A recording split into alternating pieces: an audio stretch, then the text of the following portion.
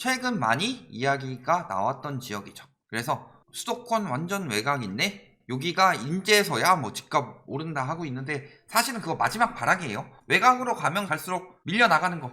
중심부가 안 오르고 외곽으로 밀려나가서 오른다. 이거는 끝물 신호라 그랬죠. 그래서 풍선 효과 이야기 나올 때 이거 다 끝물 신호다. 그리고 금리는 빨리 올려야 되는 상황인데 지금 안 올리는 게 미친 짓 하고 있는 거다. 이런 말씀 드렸던 것처럼, 그리고 저희 완전히 2019년 초창기 때부터 외곽이 굉장히 심하게 붕괴될 것이다. 이런 이야기 했었죠. 외곽이 크게, 먼저, 빠르게, 심하게 붕괴될 것이다. 그런데 그럼에도 불구하고 거품이 꼈던 외곽은 붕괴하는데 여기는 외곽이라고 다시 뜨고 있다. 이런 지역 중에서 이천, 그리고 또 한 군데가 여기죠. 어디예요? 안성입니다. 올해 수도권 집값 0.1% 하락할 때 이천과 안성은 오르고 있더라. 그러면서 교통호재의 개발 기대감. 교통호재 뭐 있어요, 안성에? 평택 두발선. 뭐요? 안성과 용인을 거쳐 이천으로. 이게 무슨 엄청난 교통호재예요. 교통호재는 어디랑 연결이 돼야 돼요? 아니, 안성에서 용인 거쳐서 이천으로 가는 게 엄청난 교통호재인가요? 교통호재는요, 보통 어디랑 연결이 돼야 돼요? 자족시설. 그것도 핵심 자족시설이랑 연결이 돼야 교통호재가 되는 거고. 근데 핵심 자족시설은 거의 어디에 몰려있어요? 서울을 중심으로 몰려있죠. 그러니까 GTX는 그래도 서울이라도 연결된다고 그렇다 치지만 이쪽으로 도는 게 뭐 얼마나 대단한 교통호재길래 지금 가격이 팍팍 뛸 정도냐? 아니죠. 개발 기대감이요? 이거 다 지금 그냥 오른다. 지금 사람들이 저기 들어가서 오른다. 이렇게 얘기하면 효과가 없죠. 왜? 풍선 효과 지역들 어떻게 되는지 아니까. 그러니까 이런 핑계를 대는 건데 실질적으로 뭐예요? 외지인 투기 수요죠. 그럼 왜 이천이나 안성에 투기 수요가 들어가냐? 서울 너무 비싸죠. 분당, 뭐 하남, 남양주, 뭐 수용, 과천, 뭐 광명, 일산, 파주, 김포, 부천, 인천, 오동평 해가지고 막 평택까지 들어가고 화성까지 다 들어갔죠. 그래서 투기 수요들 다 들어가고 남은 데가 어디예요? 안성하고 이천. 다 들어가고 남아서 여기 다 거품 꼈는데 여기 거품이 안 꼈어요. 그러면은 여기가 저렴해 보이죠. 외눈박이 나라에서는 두눈박이가 특이해 보이는 것처럼 다 거품이 껴서 다 문제가 있고 안성이랑 이천이 그나마 괜찮은 정도인데 안성이랑 이천도 거품이 꼈어요. 그런데 거기가 싸 보인다고. 그리고 아직 오를 여력이 있다고 지금 투기 수요들이 몰린 거죠. 그 이유는 뭐예요? 투기 심리가 꺾이진 않았다는 거예요. 투기 심리가 꺾이진 않았는데도 지금 거래량이 박살나고 있고 가격이 떨어지는 이유는 뭐다? 심리는 남아있는데 계속 오를 것 같은데, 특히 2030들 글로벌 금융위기 때 집값 박살나는 거 못 봤죠? 특히 막 그런 2030들 많이 모이는 사이트 가서 보면 우리 욕 엄청 하고 있습니다. 공짜 좋아하는 뽐 거기나 뭐 디지털 카메라 뭐 이런 데서 엄청 욕하고 있어요. 집값은 무조건 우상향이다. 떨어진 적이 있었냐? 지금 올라가고 있고 만델라 효과라고 하죠. 만델라 효과가 뭐예요? 넬슨 만델라는 감옥에서 죽지 않았죠. 그런데 그렇게 알고 있어요, 사람들이. 러브 액츄얼리 영화에서 막 이렇게 넘기는 거 보면은 뒤에서 럽 음악 깔리는 것 같은데 실질적으로 그 음악이 안 나왔어요. 그런데 사람들은 그렇게 알고 있죠. 왜? 인식이 돼버렸으니까. 그러니까 자꾸 거짓 소문을 통해서 그런 것들을 양성하는데, 예를 들어서 글로벌 금융위기 때는 10%도 안 떨어졌는데 지금 올라간 건 2배 올랐다. 근데 글로벌 금융위기 때 버블7 지역들 보면은 40% 50%씩 떨어졌어요. 근데 그거를 비교할 때는 뭘로 비교를 해요? 매매가격 지수로. 그리고 올라간 가격에 대해서 뭘로 비교해요? 평당 가격으로. 근데 매매가격 지수는요, 표본 전체에서 거래된 것만 가지고 하기 때문에 표본이 100만 개다. 그 중에서 10,000개가 거래돼서 걔네가 100%씩 올랐다. 그러면 1%밖에 안 오른 걸로 떠요. 그런데 평균 가격에선 그게 100% 오른 걸로 뜨죠. 그런 식으로 속여 먹는 거고. 뭐 거래량 상위에 갑자기 급증한 이유 막 이러면서 투기 광풍 불었다. 근데 실질적으로 뭐 교통호재 이런 거 아니에요. 뭐예요? 1억 미만 갭투기. 1억 미만 갭투기가 좋은 점 뭐예요? 공시가격 1억 이하인 아파트. 그러니까 가격이 1억 미만이 아니에요. 가격은 2억인데도 공시가격이 1억 미치다. 그러면 얘네는 취득세 중과가 없다. 그리고 또 한 가지는 뭐예요? 공시가격 3억 이하에 대해서는 양도세 중과도 없더라. 그러니까 저기 들어가는 거죠. 그러면은 요 단지들이 좋은 점, 첫 번째는 갭이 적고요. 두 번째는 취득세 중과가 안 되고, 세 번째는 양도세 중과가 안 됩니다. 그래서 다주택 투기꾼들이 들어가기가 좋다.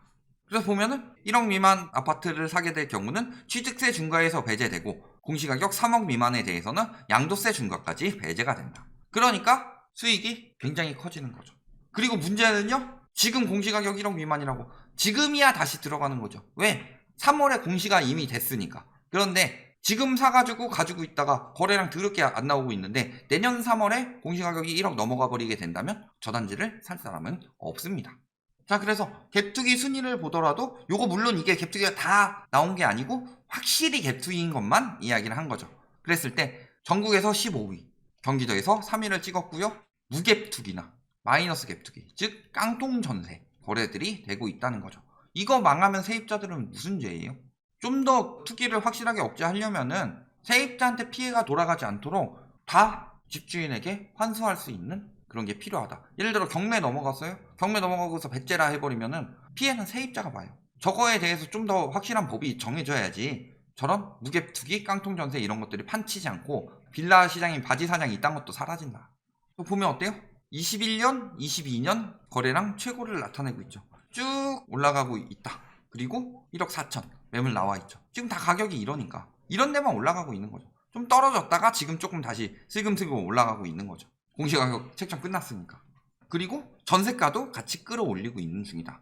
금리가 올라가면요, 전세가 떨어진다고 말했는데 왜 전세가 이렇게 가파르게 올라가느냐? 그래서 말씀을 드렸죠. 한 중위 가격 정도. 지금은 중위 가격이 굉장히 많이 올랐죠. 그래서 전세 같은 경우는 한 4, 5억 정도 돼버리면은 요거는 대출을 끼고 들어가죠. 왜냐면은 원래 전세 가격이 저렇게까지 안 나왔어요. 근데 임대차 3법 때문에 나온 게 아니라 전세 대출을 80%까지 풀어주고 여기에 금리를 낮춰버리니까 월세보다 전세 가는 게 낫네? 더 싸네? 그러니까 대출받아 전세 들어가고 수요가 늘어나니까 전세 가격이 올라간 거예요. 그런데 이런 단지들은요, 대출을 안 받아도 전세를 충분히 여력이 돼서 갈 수가 있습니다. 그렇기 때문에 전세 가격 올리니까 그대로 끌려가는 거예요. 근데 여기는 전세를 안 받든 게 아니면 전세를 덜 받고 조금만 내더라도 가는데 전세가 올려달라고 하니까 따라갈 수 있는 여력이 되는데 전세가 한 5억만 내봐라. 거기서 대출받은 사람들은요, 따라가지 못하니까 가격이 떨어지고 있는 거예요. 그래서 보면은 매매 가격 지수 쭉 올라간다 싶었는데 웬걸? 이제 꺾이기 시작했죠. 왜? 끝물이니까.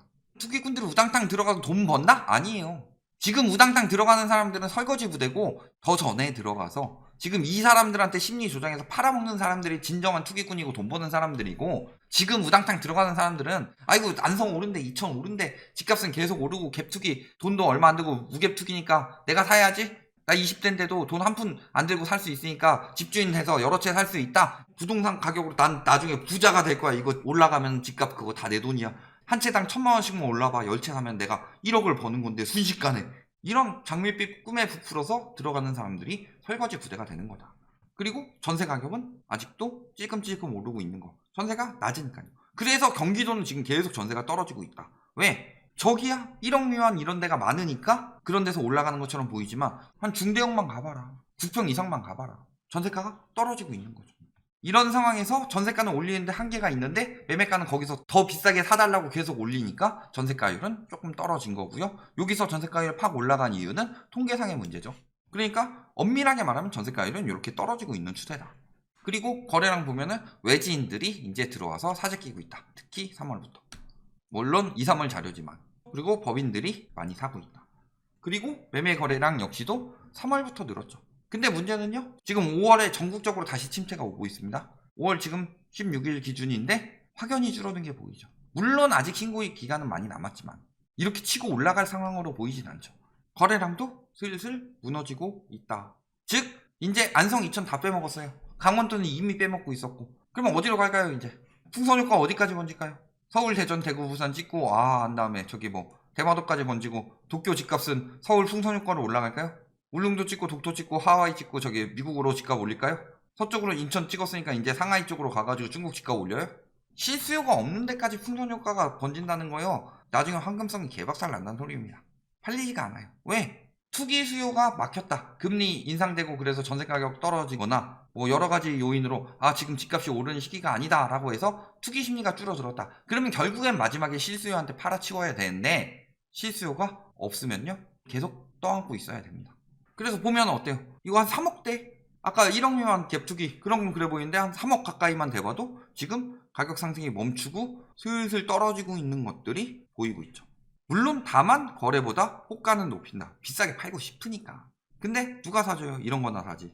또 요거 1층이라 떨어졌다고 우기는 사람이 있을 텐데 그 전부터도 조금씩 떨어지고 있었죠. 요것도 1층 가격 반영 안 된 가격이죠.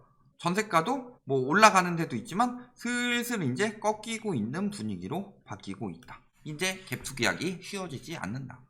매물 어때요? 여기가 지금 엄청 핫하다면 매물이 줄어야 되죠. 근데 문제는 매물이 늘고 있죠. 지금 여기가 기회다라고 하고 있으면서 사람들이 막 사고 있는데 또 열심히 팔려고 하고 있다. 아까 이야기했죠? 그 전에 들어가서 이런 심리가 생겨날 때 비싸게 팔고 빠지는 거다. 그리고 전월세 매물은 줄고 있다. 이 정도죠. 근데 뭐 어차피 전월세 매물은 그렇게 많지 않았다. 저런 데서 굳이 전월세를 매매나 전세나 비슷한데 저기서 대부분은 뭐 자가로 많이 사실 테고 전월세 들어가신 분들은 거의 외부에서 오신 분들이죠. 그런 분들이나 이렇게 전월세 사는데 저런 게 좀 줄었다. 이 정도인데 전월세가 저렇게 줄어드는데도 매매 가격이 꺾이기 시작했다는 거 문제라는 거죠. 그리고 그냥 미달이 속출하고 있답니다. 수도권 불패시나 깨지나 수도권은 불패 아니었어요. 수도권이 무슨 불패예요. 깨진 지가 언젠데. 동두천 안성 미달 속출. 동두천 안성 당연히 미달 나겠죠. 서울도 미달 나는데. 매물이 늘어나고요. 미분양이 났어요. 명백한 공급 과잉이죠.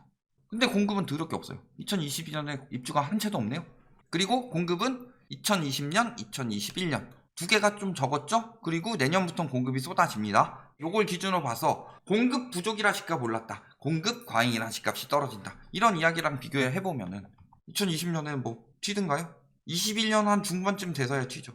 왜 튀어요? 공급 때문에? 절대 아니죠. 치고 내려와서 여기까지 내려온 거다 그냥.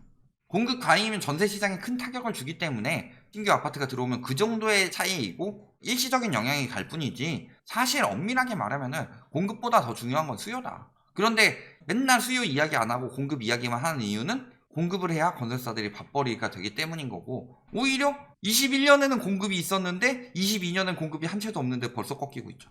공급 때문이에요. 결론 안성 그냥 뒤늦은 갭투기 수요들이 들어갔다. 그러면은 이들은 좀 돈을 벌 것이다? 지금 설거지 부대다 이들이. 그러니까 팔고 열심히 사는데 뜬다고 하는데 열심히 팔려고 매물 늘어나고 있고 가격은 금방 꺾이고 있죠. 외곽이랑 실수요가 적은 지역일수록 타격이 더욱 크다. 거품 빠지는 게 더욱 빨리 순식간에 빠진다. 지금 안성 들어가는 거요? 지금 팔고 빠지는 투기꾼들에게 안성 맞춤이다. 여기까지 말씀드리겠습니다.